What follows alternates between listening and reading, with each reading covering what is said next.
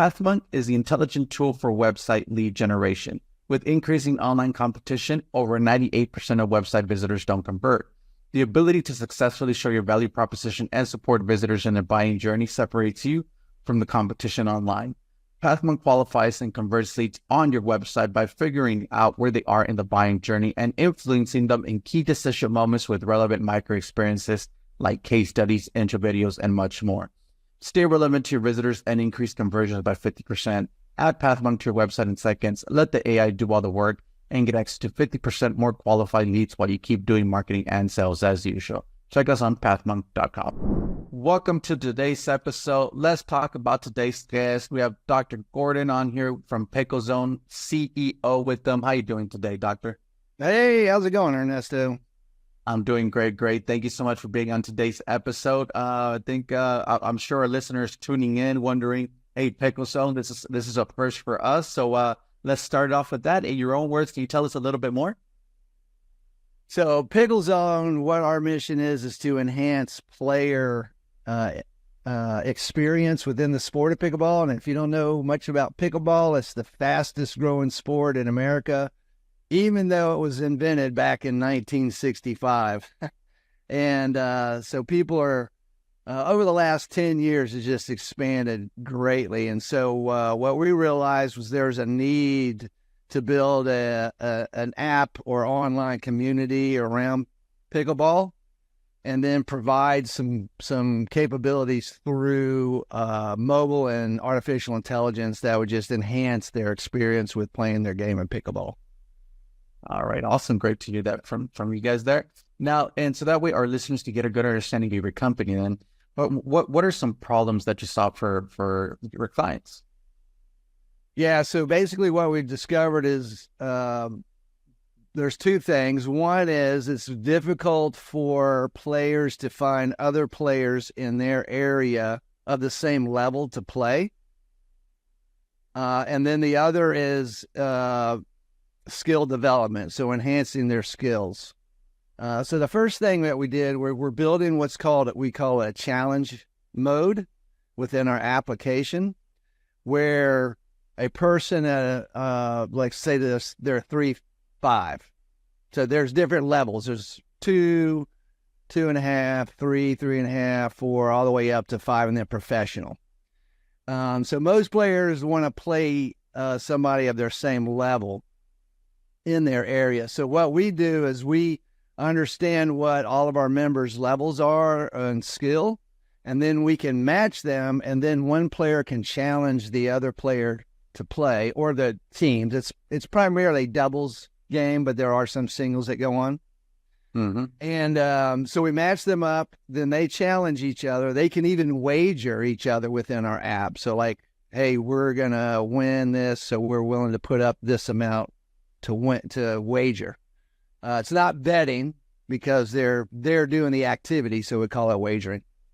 And that creates incentives for them to play more, and then for other people to play each other. The other difficulty is finding open courts to play. So, usually in a city, there's clubs around the city that have members, and they usually charge guest fees and all this stuff for other non-members to come over. So what we do is we're building a network of clubs to where if we have a challenge match going on, the players who might not be a member of that club can come and play that match without having to pay a guest fee. So that's one of the things that we're working on. So it's matching up players, enabling them to challenge each other, keeping the score in the app and all that, and finding courts to play on. So that's that problem that we're working on. And then the other is skill development, and this is where we're using AI.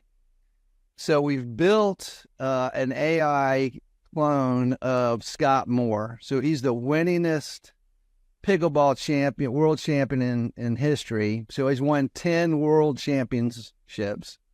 And he's just recently inducted into the Hall of Fame, the Pickleball Hall of Fame, in December. So he's everybody knows who he is. He's been around a long time, and he teaches and coaches teams. So we were able to clone him based on all his instructions on what skills you need to develop at different stages that you're going through your pickleball journey. And then also strategies teams can use during their matches. And so right now you can go to picklezone.com, look for our AI coach, and you can actually have a conversation with Scott Moore for free, asking him questions that you would want to know about your pickleball play. Okay. So that's how we're leveraging AI in pickleball. The next thing that we're doing is we'll be able to video your match. We'll be able to capture how you're playing, your forehands, your backhands, where you're placing the ball on the court. Are you winning the rallies? Are you winning the matches? All that data we're going to capture. And then we'll be able to feed that over to Coach Moore. And Coach will then use that information to give you instructions back, even during the match. So like if you have an Apple Watch on your phone, you can have a coach in your ear. And so it's going to be very cool. And all that's driven by artificial intelligence, both on the video side and on the coaching side. And that's our innovation that we're really building within Pickle Zone. And all that's then driven by a token, a crypto token built on the Ethereum blockchain network, if your audience knows anything about all that stuff. And that's our rewards.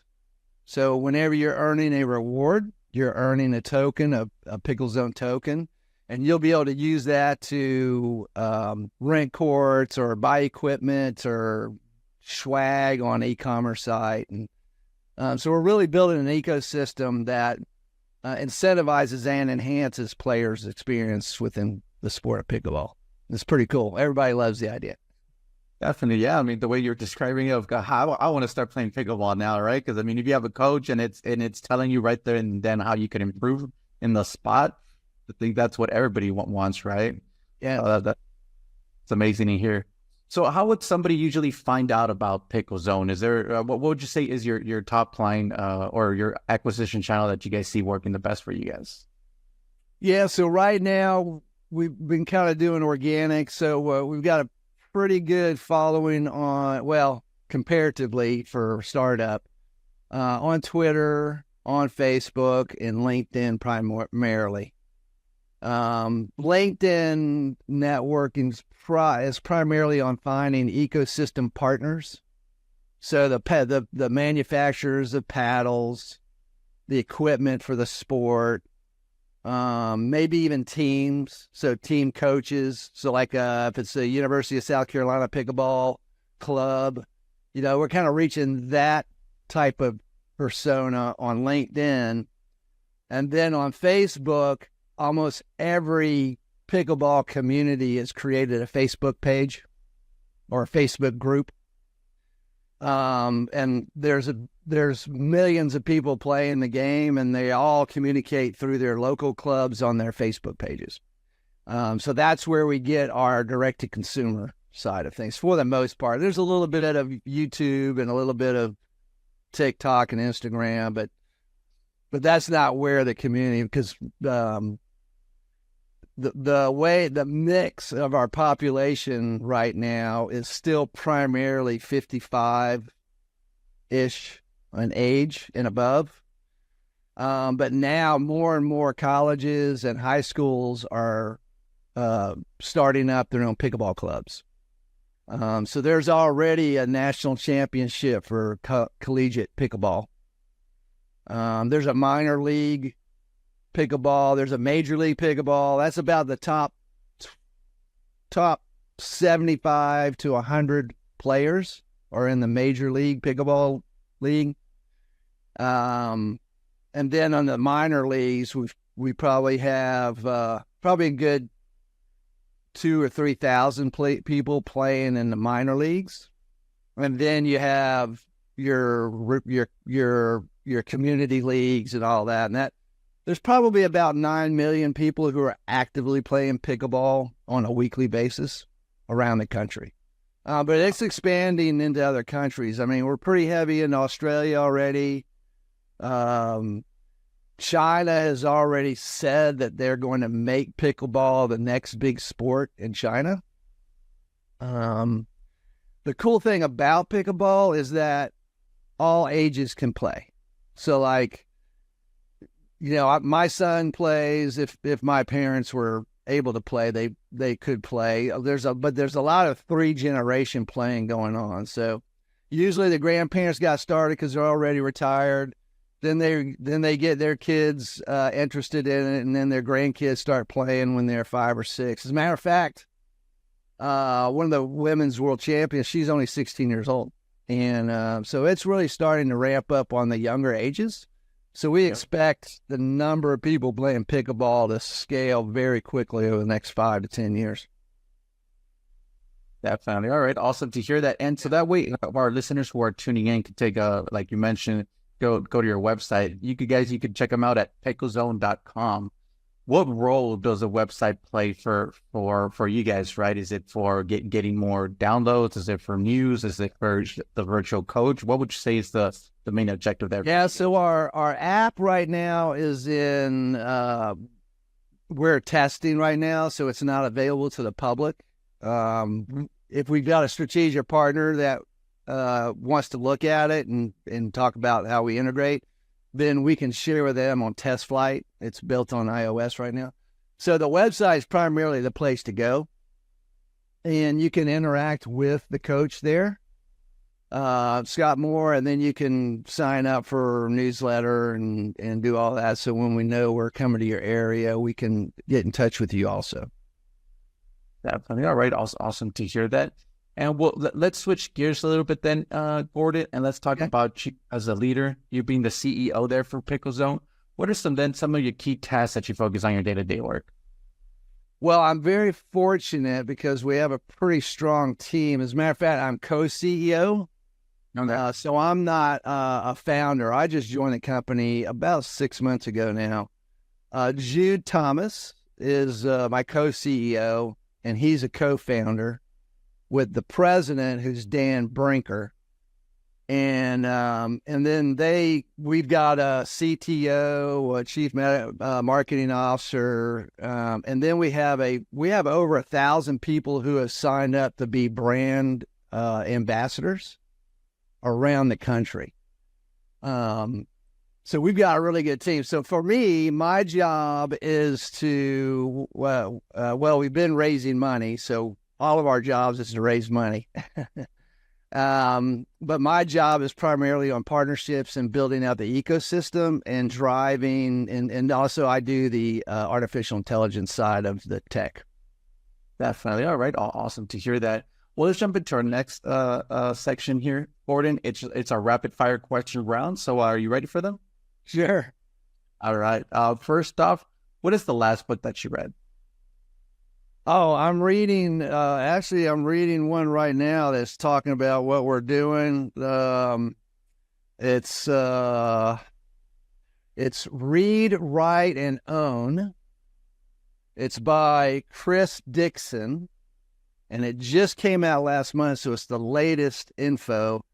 And it's talking about the history of the internet and how the internet has become so centralized because of the government, and I call them the GAFTM.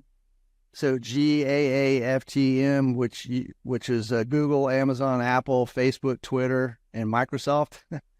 And they represent all of the organizations that control the internet today. And his whole point is about how we need to move to decentralization. So we need to start adopting more blockchain-based technologies in order to decentralize the internet, which is what it was in the beginning. And the other thing you probably don't know about me is I teach blockchain and artificial intelligence at the University of South Carolina. So I talk about this stuff all the time, and I am teaching these kids at the university level of what centralization is, government control, and decentralization is, like why we invented Bitcoin in the first place and why is it so prominent. So I talk about all that. So that book talks about the history of all that and gets all the way into AI. a good book. Everybody, I'm only halfway through, but I think everybody should read that one. Definitely. All right. Great read there for me. Thanks for that. Next up is, what is one single thing that your company is focused on at the moment the most? Well, besides raising money, I would say that the number one priority right now is, so we want to finalize the mobile app, and get that out into the hands of all the players. And we're pretty close. We just got about a few more weeks of development to get it ready. The funny thing is we keep coming in with new partners that have new capabilities that we have to build into the app, but we're trying to create a roadmap that says, okay, well, let's get it launched, and then we'll have all these different features being pushed out as we progress. All right. Awesome. Great to hear that. Now, if there would be no boundaries in technology, Gordon, what would be that one thing that you want to have fixed for your role as a marketer today?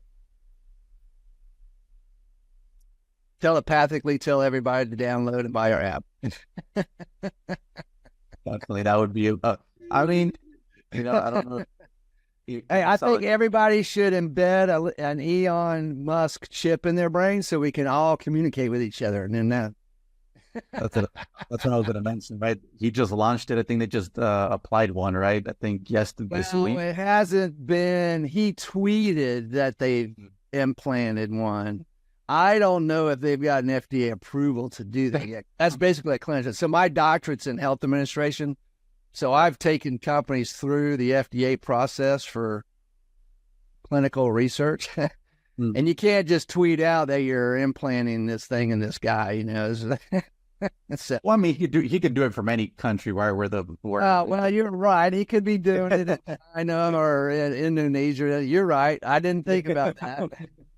Now to that end, though, he is focused on quadriplegics. So he's got it into, that's where he's going to be working first. But at the end of the day, he wants one of these things implanted in everybody's brain. So that would be a little bit crazy, but also the past week, right? Ever since the Vision Pro got launched, people walking around with them, it looks like, that's where we're driving their cars with the daggum things, man.